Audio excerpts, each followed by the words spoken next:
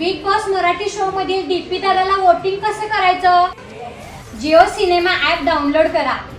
केलेलं आहे. खाली दिलेल्या टीव्ही शो वर क्लिक करा.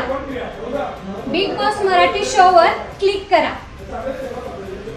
खाली स्क्रोल करून वोटिंग रितेश देशमुख यांच्या फोटोवर क्लिक करा. सर्व नॉमिनेटेड सदस्य येतील. त्यातल्या आपल्या लाडक्या डीपी दादाच्या फोटोवर क्लिक करून आपले अनमोल मत नोंदवा. राजा समोर आलाय वोटिंग करायला लागले वाटतं आपल्या लाडक्या डीपी दादांना. होय, 1,400 वेळा वोट केलाय मी डीपी दादाला. काय सांगतेस? होय, बघू कसं केलंय. हे बघ. काय झालं रे दाद्या? अगं शेमडे नेट तर चालू कर की.